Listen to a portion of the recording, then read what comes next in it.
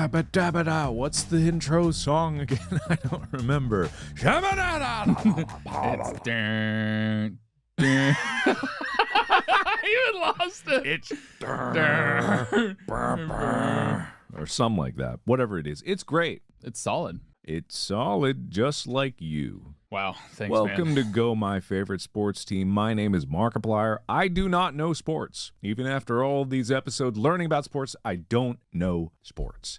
Except for a few. However, my co-host Tyler is a sports expert. I do, in fact, have a master's degree in sport administration, and I've studied sport, participated in sport, and been, a consumer of everything sport my entire life. Everything? Pretty much. Everything that was available to me as a child, I guess. You ate the dirt on the field? I have, in fact, eaten dirt. Drank the piss of the players? I have not done that. And you haven't consumed everything related to sports, because I know that urine testing for drugs is definitely a thing. Therefore, it's a sport-related thing, and you have not consumed it. You're correct. I have not drank Point for me. piss. Will, give me a point. If this is the distractible system, I am winning right now. All right, then if that's the case, how many things that I've consumed, how many games have I watched? I'm how many... sorry, I'm the judge for this episode. Wow. No. We're much more sophisticated than those distractible heathens over there. Yeah. I can say that there is just a certain level of class. They try to make it nice with Baltimore in the intro and all the classical music, but I know for a fact that Mark, before every episode, he strolls in completely unprepared, makes up everything on the spot, and just generally punches a child in the face every time he records. That's how he gets the energy up. Or so I've heard. The rumors say. The rumors. No, those are the French rumors. Oh, sorry. Anyway, we're here to talk about sports and try to translate it for people that don't know sports. And even so, people that do know sports can appreciate it and get a better understanding of the world of sports today. What is happening, Tyler, in the world of sports today? Well, the world of sports today involves the NBA playoffs that are still ongoing. Yes. Oh, who's winning the contest? As of right now, I am distinctly in the lead. Yes! What does distinctly mean? Significantly. I have my teams are winning far more than your teams Give have. me more synonyms. Sorry. Sorry, No, Lev. I'm out of synonyms. No, you can't win until you get more synonyms. Someday you'll be able to get there. Gosh. I am thoroughly trouncing you at this. My points are gushing out of my... Will censor me. I'm sorry. All right. Anyway, carrying on. What is happening with the NBA playoffs? For those of you who don't know at home, that is basketball. Indeed. Which, Tyler, you need to explain these things. Well, the NBA is the National Basketball Association. It's the professional league in the United States. Of basketball. Yes. Specifically. And the difference between professional and the other leagues? The players are paid. Is that the only difference? I mean, the rules are different, but to be considered a professional athlete, you are paid to be an athlete. So, I mean, if you consider scholarships being paid to be an athlete, I guess that would work for college. We're going to talk about college sports here in a bit. That's what this episode's going to be about. Oh, interesting. But right now in the NBA, the National Basketball Association, the Golden State Warriors have taken a significant lead in their series against the Dallas Mavericks. Hell yeah. I believe they lead the series 3-0, so if they win the next game, they sweep the Mavericks and move on in the playoffs. Glad I picked them. That's not who you picked. I think it might be. No. I don't remember who I picked, so it might be that. The Cincinnati Reds have finally started to win games, which, by the way, that is baseball we're talking about. That's Major League Baseball. Are we done with basketball? No, I mean, I could talk more, but it's not the focus of this episode. Oh, this is just like updating things that actually happened. Yeah. We're getting more topical? Yeah. Is that actually happening? That's what I'm trying to do right now. Is the Cincinnati Reds have started winning. The most unique thing that just happened this past weekend, Joey Votto hit his first home run of the season in his home country because they were in Toronto facing the Blue Jays. Okay. So that was really cool. That sounds pretty cool. Especially since the Reds have been sucking this entire season. They've been the worst team in the league. Literally the worst team in the league? Literally the worst team in the league. What does that mean? That means they have had the least amount of wins and the most amount of losses. Okay, I know that. Don't treat me like I'm dumb. How many losses? Well, how many losses do they have right now, or how many losses did they have? Yeah, when they were the worst. I think they still are the worst. Wow. Not in my opinion. I like the Reds. How many losses then? They have 30 losses. That doesn't seem like that many. They have 12 wins. Okay, that puts it in perspective. Thank you. So that's not good. No. All right, fair enough. The next lowest is Kansas City with 27 losses and 14 wins. Okay, and how many games do they play in a full season? 162. Well, they got a chance to catch up then. That's going to be long road ahead. You know, you get the losses out of the way in the beginning, and that way you don't need to worry about them in the future because you already lost. It's only wins from there. Well, I do also believe that because of the delay with the collective bargaining agreement between players and owners, before they got to an agreement, the season was delayed, so the start was late. Mm-hmm. So I think they may have reduced the number of games. If they haven't, there's a lot more games that are tied in per day. Okay. So there's more double headers. Okay, all right. I don't know what's going on today. So that's happening. The NHL playoffs are happening as well. NHL is hockey. Yes, National Hockey League. And right now, the Tampa Bay Lightning just swept the series against Florida and have moved on again towards the Stanley Cup. If they go to the Stanley Cup Finals and win it, that's 3 years in a row they would have won the NHL championship. Tampa Bay is in Florida, right? Correct. They don't have ice. Not naturally. Why are they good? They have acquired good players and they play well as a team and their coaches are good. Where are they from? Where are the players from? Probably all over. I imagine a lot are from Canada. I was about to make a terrible joke. I'm not gonna go there. But they're probably from a lot of the northern states, like where hockey is far more prevalent. Where it's cold, yeah. I will say Ohio State has a really good hockey team, though. Northern Ohio is pretty cold, so. Yeah. Just so happens that the colder it gets, the better you are at hockey. Well, it just so happens that in colder regions, hockey is more accessible because, you know, getting skates and just being able to learn to skate as a young kid, whether it's on a lake or there's more ice rinks. What if someone was really good at street hockey, like with roller skates? It could happen. It could happen. I mean, it's fundamentally the same, isn't it? Yeah. We actually had a kid named Anthony who graduated with us. Padilla? No, not that Anthony. Oh, okay, never mind. He didn't go to high school with us. I don't remember the people I went to high school with. I recently had someone be like, "Hey, remember me? We had so many classes." I was like, total blank. Didn't remember them at all. Fair. I have an entire void in my memory of high school. I mean, you remember me from like sports and different stuff. Yeah, sure. But most of freshman year, most of sophomore year, and half of junior year, I couldn't tell you one thing that happened in them. Not a goddamn thing. Really? Yeah. I don't remember a single teacher's name. I don't remember who I had classes with. I remember like tiny fragments of information. I don't remember doing marching band those years. I don't remember what the routine was. I don't remember anything. Interesting. Bob talked about like having that similar thing over on Distractable. Yeah, probably because I just didn't give a shit about anything that was going on there. And also hormones raging through my body. Pretty much every day was just like masturbation and sleep. So I was in a fugue state for so long. Anyway, what are we talking about? Well, today we're going to get into college sports, and we're talking about the name, image, likeness deals that exist today. Didn't we touch on this in a previous episode? We did. Okay. I thought you were about to pull a Bob. It was in the here. college coaching carousel. Okay. All right. So if people want to go back and listen to that, go listen to that now to get a brief overview about the name, image, likeness rules in the NCAA.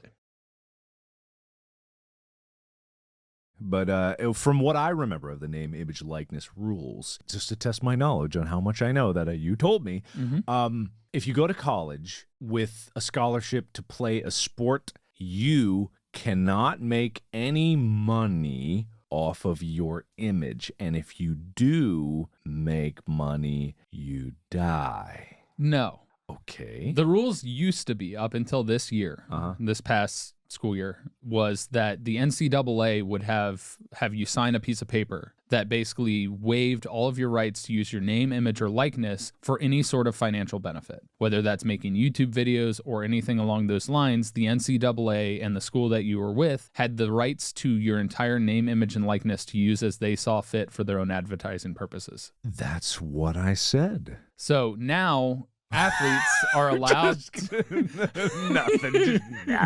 I'm just gonna nothing. Just give me something, man. Give me something. Just have a college athlete looking to make money. Give me something, man. Well, now you can. Oh, Shit. The NCAA passed a ruling after the state of California brought this topic up by making a rule that athletes could do this in their state legislature. Mm-hmm. Man, I'm stumbling on words today. So it forced the NCAA to consider it, and therefore they passed the name, image, likeness. It's called NIL for short. So that athletes could in fact do this. Okay. But now there's a problem. Uh-oh. So what started happening in college, as a college athlete, you're able to transfer between schools. Mm-hmm. Because, say, a coach leaves, like we talked about in the college coaching carousel. Yeah, you don't want to be trapped in a bad program. Correct. And you're not necessarily guaranteed a scholarship if you transfer, but people will vie for transfer students all the time. Okay. Well, now... Wait, let me guess what the problem is. Sure. Go for it. I'm ready for this. All right. So now all these kids, adults actually, young adults, have the ability to make money off of their image and likeness. So what's happening is basically like the beginning of YouTube when the MCN started to come into play and they started scooping up all these other influencers and YouTubers and they decided to get them under a blanket deal and give them a nice 70-30 split. Oh, it's so delightful. You can make money off of making videos on the internet. And just like that, the sports people are like, oh, we'll give you a delightful 70-30 split if you fall under the umbrella of the MCN. And then these mega conglomerates are being formed all from the used body parts of all of these athletes. As they get in the conglomerate, they split them up 70-30, 70 towards the company, 30 of you remaining, just enough to keep you alive so that you can perform. No. And then they're sold to Disney for $500 million. Wow. That's what happened to like 2 companies. They got sold to both of them, Disney, $500 million. Why? I don't know. They didn't know what they were buying. Maker sold to Disney for $500 million. They didn't buy a goddamn thing because Maker didn't own anything. Did you know that? I did know that. Is that what's happening to the sports people? No. Okay. I was a little off. How close was I? Pretty far off because that's it's similar, but it's different. Like it's similar in the financial realm, but it's different in who's doing what. Okay. But what I imagine would happen in this scenario where there's suddenly all these kids that are like, I can make money. How do I make money? There's going to be companies that come in there and take advantage of that. Correct. I believe that was one of the happening. biggest. That was one of the biggest fears of the NCAA allowing this is because sports agents weren't allowed to contact student athletes until they declared for the draft. Mm-hmm. So whether they were playing football and declared for the NFL draft. I know what they're doing. They're starting OnlyFans. Am I right? No. But they can. They couldn't before because that's their image and likeness. Even if it's their penis, it's still their image and their likeness. Even if it's not identifiable, I'm willing to bet that it still falls under the purview of legal image and likeness. But now they can start OnlyFans because OnlyFans is apparently the only way to make money on the internet. An ungodly amount of money. My hair makes money, but not an ungodly amount of money. Show your penis. It would start to make it. Everyone listening at home, if you want Tyler to make an OnlyFans a full nude, tell him how much you would pay for it and entice him. You want you're like soliciting my nudes to the audience. I'm not soliciting your nudes. I'm saying your nudes have a value and you need to hold to the value that you believe they are worth. Earn your worth, Tyler. Earn your worth. You should never sell yourself short. This is all good advice, except for a few things I said. But the majority of it, majority percentage of it is good advice. Onlyfans.com/Tyfro. We will see if there's a penis that arrives. No, but I imagine some student athletes are doing that. I would sell my nudes for so low. You did a tasteful nudes calendar for charity. I know, right? Dude, I have no shame.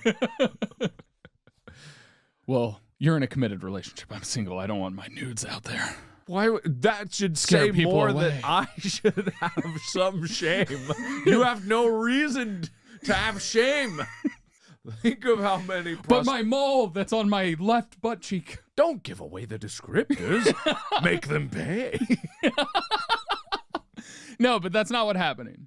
You don't have a mole on your left butt cheek? Oh, college athletes aren't making OnlyFans. Well, I bet you're wrong because I bet there are definitely some. I 100% bet they are, but that's not what I'm talking about right now. The problem, and the NCAA had to release a statement about, was because boosters, for the record, are the people that donate to athletic departments of particular schools. Okay. Whether they're companies or people Okay. which generally they're companies, because most of the people that are donating are also donating through their company, to help the athletic department. Because for those of you that don't know, college athletics do not make money. There are maybe 4 schools in the entire United States whose athletic department actually operates in the black. Everywhere else is in the red. What does in the black mean? Making a profit. Okay. In the red is losing money. How are they not making money? I know how much schools charge for games, shows, stuff like that, and they don't have to pay their athletes. The games are televised with advertising, concessions, all of this. Where people go, money flows. People go to these events. Why are they not making money? How many sports do you think an athletic department operates? You got football, baseball, bocce ball, ball. Think about all the equipment costs, uniform costs, coaching costs, stadium operations costs of all of those sports. And they have to be, men's and women's basketball is pretty popular. And each sport has a different cost base. Some require a pool. Pools require maintenance. They require facilities. They require property taxes. I see. It's because football may be the big thing or baseball may be the big thing, but they simultaneously have to maintain all of their athletic departments at a level of quality that would be expected out of that school. And therefore, just because one would be successful in televised does not mean that it can offset the costs of all the other ones. Correct, like men's and women's water polo. Fans can come in as a stopgap measure and fill in the void, get them in the black. Am I wrong? Am I wrong? Am I? You need to pitch. Say I'm wrong. You need to pitch this to OnlyFans for them to partner with athletic departments everywhere. Apparently, all right. I don't think I get anything out of this. But no, generally speaking, certain sports generally are able to operate in the black. Men's basketball and football. Sure. Generally can make money. Sure. But even those have high costs because you're talking about a significant amount of players, a significant amount of scholarships. All of that stuff relates because the scholarships have to be paid for paying the staff. You can't just be like, we have a school, come to our school. You have to do school stuff, but also we have to get you your equipment. We have to do all of these other things. And we all know about exorbitant college book costs, but that's a whole different story. The problem is they have to have an equal number of men's and women's sports, which is absolutely should be the case. Women should deserve as much opportunity to participate in sports as any other person. And same thing for anybody across the board when you go to a school. 100%. That's thankful to Title IX for, and we'll have an episode about Title IX where I'll talk about what all of that is at some point. Okay. But the problem that's happening now with the name, image, likeness is athletes are now realizing, and in a kind of greedy way, if they're a popular athlete, a basketball player from the University of Miami, it's Miami, Florida. Okay. He put out a statement, basically, if I don't get more money from my NIL deal, I'm transferring. Publicly. On his Instagram or something, like he posted out Yeah, he put it out on like Twitter, I think. Okay, sure. Or something like that, or made a statement in an interview or something like that. And so it got published. That was one of the big things that happened. The other thing that happened is Coach Nick Saban, who's the head coach of the University of Alabama football, went on and got interviewed and talked about how they had the number 2 recruiting class in the nation. So that's recruiting classes getting the athletes to commit to your school coming out of high school to go to college. Okay. And he was like, Texas A&M had the number 1, and they bought every single one of them. Literally saying they bought them by offering them NIL deals, by having their sponsors and boosters basically be like, hey, if you come to our school, we'll pay you this much money for your name, image, likeness to be partnered with this company. So the problem is it's now being used as an unfair advantage, which is why the NCAA came about, was because athletes in college used to just be able to switch schools by who was paying them more to begin with. And that was like the origin of pay to play before the NCAA stepped in and had an actual governing body that basically made it so that you can't just switch schools by who's paying you more. And so what's happening is they're realizing that boosters are now getting an advantage to be able to recruit to the school they're a fan of or the school they support. And they're cracking down on this and realizing this is a problem. So why did, to be serious for a moment, don't worry, I'll get back to the dick jokes, but why did this deal coincide, like the name, image likeness thing, I get. If a student wanted on their own to promote that should be allowed but the restrictions from transferring schools with these other deals, that was previously in effect? No. What was in effect, basically, what I'm talking about is before the NCAA existed, when athletes could just get paid to be an athlete for a school. Okay. What year was that, would you think? That's way before our time. Okay. All right. That's fair enough. That's good and close enough. So the issue being now there's basically it's a free market for players and people can bid up whatever they want. Where does the line get drawn then? Because schools who don't operate in the black, which are apparently most of them, how can they justify offsetting all these other departments that they have to basically cut from to be able to afford one player? How does that entire college campus treat that one player? Well, the school isn't the one paying. Oh? So this is basically a booster or a sponsor of one school that's like, well, if you go to this school, I'll give you a deal so that we can use your name, image, likeness for our product or our thing. Oh. So it's basically outside of the school and even in collaboration potentially with the coaching staff of whatever sport, they're able to be like, hey, I have an in with this company. If you come to me, they'll sign you. And that's a problem. You know, what rubs me weird about that is the idea that it wouldn't really matter what school you go to if a company is trying to get you to promote their product. Why would Oreos care where a student goes to school to sell more Oreos? Or why would like a pizza company care where that student went? So why does it matter? It matters because television time. Television time? Yeah, primetime games. University of Alabama has far more primetime games than most other colleges because they have won so many championships. They're more successful. So they generally get more television time in the prime marketing time, which is like 7 Central or something like that.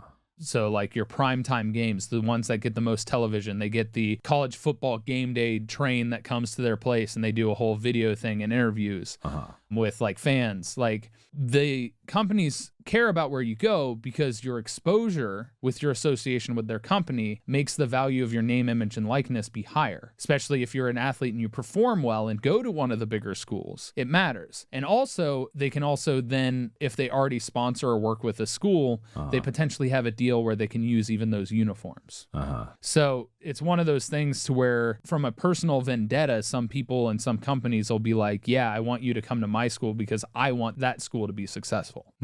And my problem with this is twofold. For one, it's a legal trouble and violation of NCAA rules with regard to recruitment and being able to basically incentivize and pay athletes to have an unfair competitive advantage. If one school had $1 million and another school had $10, who do you think is going to field the better team? That's basically the dynamic we're seeing but it's through third party. The other part about it is that, in my opinion, as a former college athlete, I am sickened that somebody who has any semblance of knowledge of the world, of an athlete that would blatantly come out and be like, I'm transferring if I don't get more money. Yeah. I didn't get paid at all to participate in sport. I knew, and I have so much knowledge about the inner workings of athletic departments and how money moves to where I understand why pay for play would be a problem, which is why the NIL deal to me was a huge thing because it just gave athletes the same rights that other students have at the university. Yeah. If I was going to school just to go to school and not an athlete, I could have a YouTube channel and make money. College athletes couldn't do that. That's literally why Destroying got kicked out of being on the football team.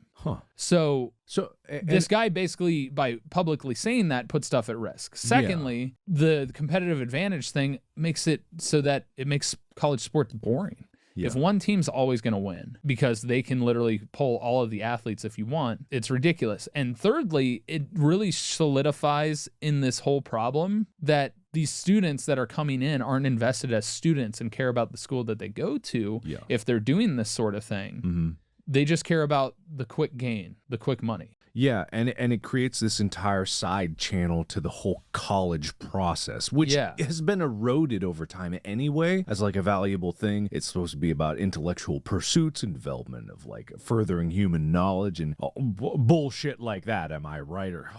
But what it does is like creates this side economy of a college whose sole purpose is not sports. And I'm not belittling sports by saying that, but the purpose of a college is higher education. That is the main main function. Sports in college should be like a track for someone that is trying to reach the professional levels, of course. It is just another piece of the puzzle of further development of the human condition. In my college times, I looked at sports as a hobby in college, and I was like, that's what it was. Now, as I've been talking with you, I see it as just like, oh, it's like an engineering degree, but sports, kind of. You still have a general education, but you have a specialized focus. And that's what higher education is. If you look at there's an example that you can see on the internet many times of the circle of human knowledge. It is a blank circle. When you go to elementary school, you fill in the center just a little bit. You go to high school, you fill in the center a little more. You go to college, you start to bulge one way towards an edge of that circle. You pick a direction in the 360 degrees, you go a little bit.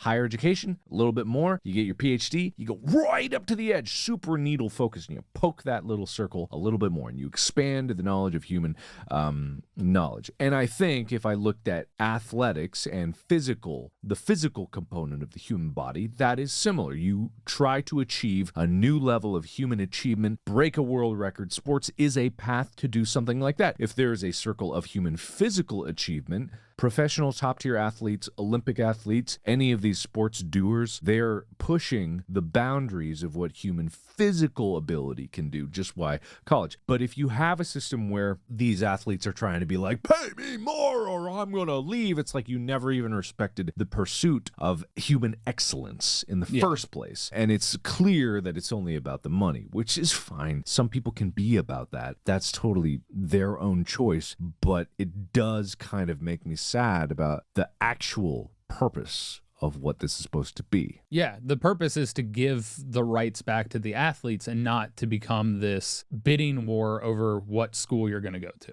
That was the whole purpose. It was so that, I could go and make a YouTube channel, or I could go and do this. It's so crazy because if you were in college doing sports when I started my YouTube channel, you could not have showed up on my channel. Correct. We would not have been able to do this podcast. Correct. None of this would have been possible. And it's like that, for people that don't understand this at home, that should relate it. The first time you appeared on my channel was a charity live stream. It was UNOS, right?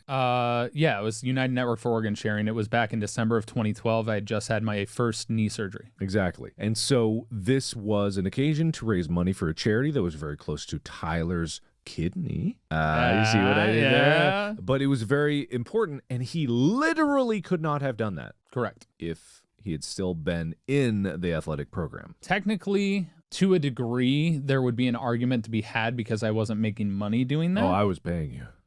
No, I was not paying But you. I wasn't an athlete at that time, so it doesn't matter. So, yeah, it would have raised a flag. It would have been correct. Something to be concerned about. I would have had to. So basically, for perspective, if we decided before this NIL deal happened to have a college athlete come on and talk with us, we would have to do probably a voice distortion.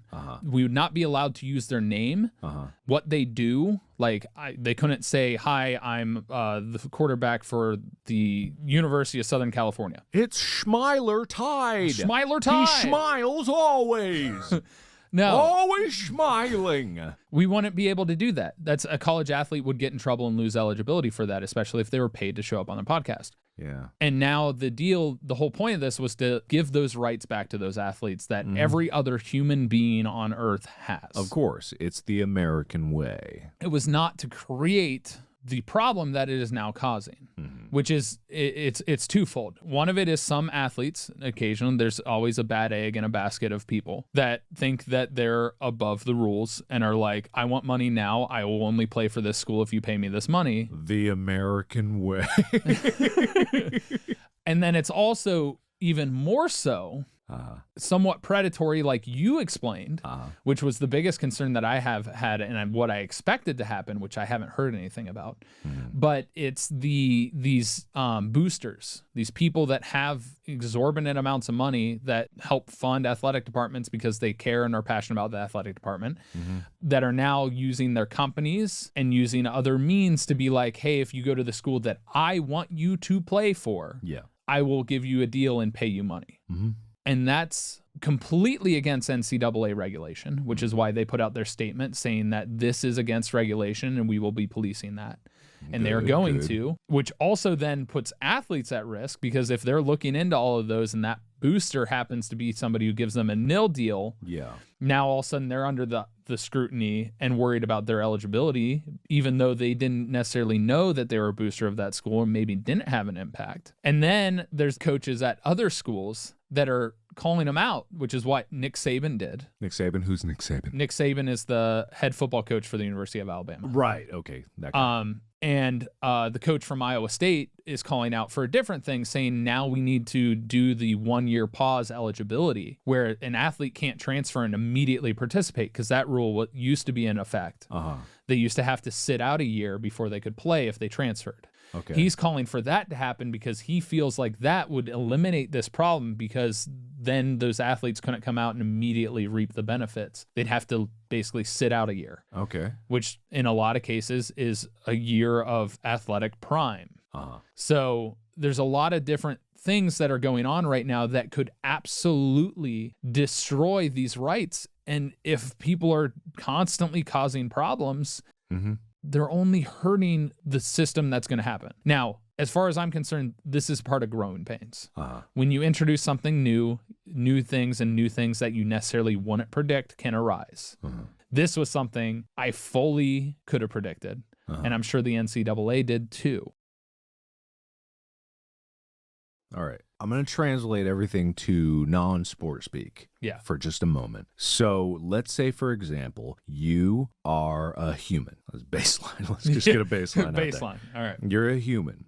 You previously had no identity. You had no face. You had no name. And you had no name. And you had no face. Image and likeness, where are they? They're very similar. They're very similar. You had no face, and you had no face, and you had no name. You were a human with no face, no name, no face. And then all of a sudden, you had a face and a name. And then there was a man in front of you with a big old bag of money that said, if you take this knife and stab all of your friends in the back and betray all of your oaths, I will give you riches untold. I will give you this, and then you do it, and you stab your friends in the back, and you go to another place in this wasteland you're in, and you go there, and then someone else who just got a face and a name and a face saw you do that and decided to yell at the birds that he wanted also to have that. And then the man with the bag of money and the knife didn't allow him to stab someone in the back immediately. He would stab someone in the back and then go somewhere else to stab them in the back. And then some guy from Alabama said, don't do that. And then some guy from Ohio said, you gotta wait a year before you do that. How close am I? All right. I really tried to start off that with intelligence. It started good. I didn't mean for that to get stupid. It's just I realized I had backwarded some of the important details about that. So the opening premise was pretty good. Basically saying that a man with a big bag of money would come and say, hey, leave this place where you have friends, leave this place where you're learning, stab that scholarship in the back and go somewhere else. Because I will pay you for your face to be over here, performing here. The face that you just got, I will cut it off of your face, but give you money back for it. You will get a bag of money and I will own your face. But you will have money and you can still play the thing that you wanted to play, but over here. And so when that happened, another coach was out crying, hey, you can't do that. We do it without paying people.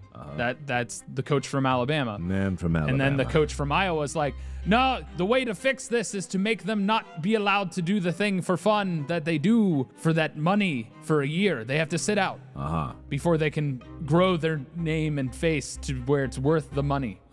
That's closer to... It's not perfect, but it's closer to what I was saying. All right. If you combine those two analogies and explanations, you'll get something good. Yeah. Hopefully. So where is this going? Like, what is the general trend? Are there more athletes that are going to be shouting out for money? Are there more people that are basically essentially probably tanking their future prospects for like gains now? Maybe there are athletes in college who know that they probably aren't going to make it to the professional leagues that are like, well, I got to earn something now. Right. And if I don't, then I will be doing OnlyFans or something like that because I won't have that professional athletic future that I want. So this is my one chance to make money. So what is happening now is the NCAA and the schools' athletic departments are realizing and having to communicate to their partners, their sponsors, to not do this out of expecting that the NCAA will then revoke that athletes who takes advantage of this or does this by getting paid to transfer, revokes their eligibility and they can no longer be a college athlete. They just can't? Correct. They can do that? That's literally what happened to Destroying. Who is it? Destroying is a YouTuber who was a kicker for University of Central Florida. He started a YouTube channel doing a lot of kicks and a lot of stuff that he was already doing. And ended up going to court about this. Basically, not really court. It was like a litigation with the governing body of the NCAA. It's sort of like court, but it's not. It's different. To where he challenged this about the fact that, hey, I should have the right to be able to make money with my YouTube while I'm still an athlete. And they basically said, based on their governing rules, that violates the policy, the old policy that's not in effect now.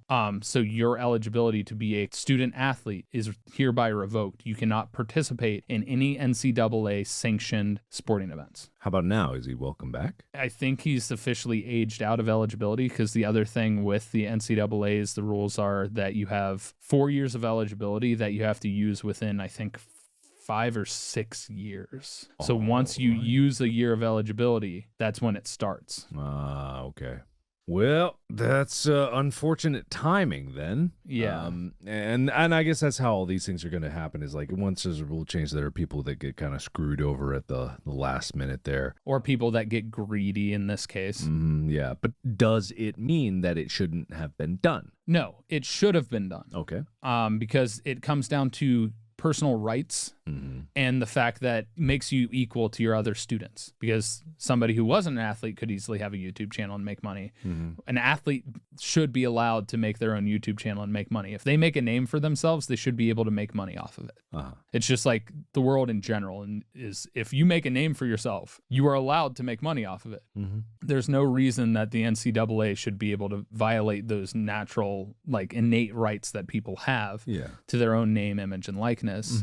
And so the policy of overturning this to allow this was huge, and it's a big deal. You know, it may be just because I don't know the history of it, but there is certain situations, and I'm not defending this or anything like that, but there are certain situations where it isn't always just a blanket sweep. You will always have certain rights. Of course, there are some, but there are certain situations when you can waive rights and you can like give away for an opportunity at something more, hopefully. But every time you go, like I just went hot air ballooning, and you got to waive your right. Yeah. That's a waiver to like a legal lawsuit with regards to like any injury or something that happens. Yeah, but maybe I don't know this. I'm not a lawyer, so I'm just speaking out of my ass and kind of like asking questions here. If you do sign something that say I waive my right to my likeness, because you know there's like appearance releases for different filming projects. So I've been on every single filming project as an appearance release. But I'm wondering, is there any legal basis to go like you forever have my likeness and all encompassing things to do with that? I give it to you. The problem with that is with the way the NCAA did it, and this is my personal opinion, and I'm not a lawyer. Is that it was you have to sign this or else you can't be an athlete. To that point, there's a semblance of coercion. Right. It has to be willful. Correct. Okay. Because it's like, even in Division 3, which it's not televised, we're not going to get famous in Division 3 unless you're crazy lucky like Pierre Garçon, who I played against. You have to still waive those rights. That's how it used to be. But it literally was like, if you don't sign this, you can't play football. You can't play water polo. You can't swim. You can't play field hockey. You can't do any NCAA sanctioned sport. That's the way it used to be.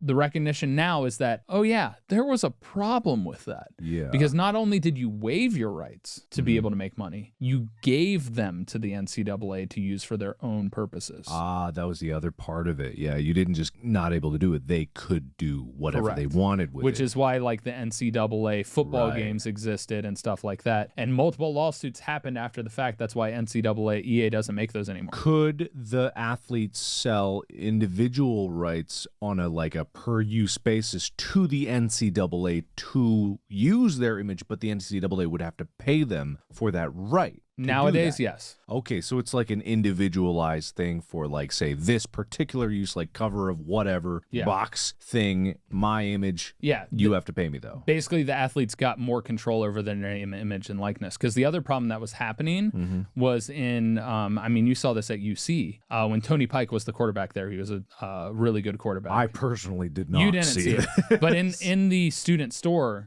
the jerseys that were there were his number, right? Which is a version of likeness. His name may not have been on it, right? But he represented that number, and they sold that to make money. He saw none of that money. Yeah. Now he would be able to get that contract to sell that individual piece of himself. And they wouldn't be able to do that without an agreement with it. So let's say, go back to my company scooping people up theory. If there was a company that worked with the student body that allowed them to sell their likeness on an individualized scale and make let's say singular use of their image and sell that as a pipeline to do it. They were more of a mediary or some kind of a distribution. You mean like an agency or a manager? No, I'm thinking of a website where they could take, let's say, a image of their likeness and upload it to the website on a per image basis and charge money for it. Wouldn't that be beneficial to the student body? Yes. And it would be, let's say, for the fans, right? And that's what sports is all about. It's about the fans. In fact, I would go as far to say it's only for the fans. Now, wouldn't you say that was a good idea? We've gone all the way from A. You have no idea when I started thinking about this, do you? You have no idia how far I've been guiding you down this path. I really don't. You saw it as you continued talking. Because that's when you started laughing. I'm like, sir? Was this a tilt of the head? Oh, no. I've been weaving this path for the past 10 minutes. But yes, OnlyFans is the proper and ultimate solution to mediate all problems with name, image, and likeness. It is the perfect solution for all of America's ills, and capitalism will once again lead the way to glorious futures. I wouldn't say they would be the best to represent athletes, but it is something student athletes could take advantage of now that the NIL deal is there, and they would have their own control over it without somebody else dipping their hand into the honeypot, so to speak. And even not so to speak. And that is just a theory. A sports theory. Thanks for listening.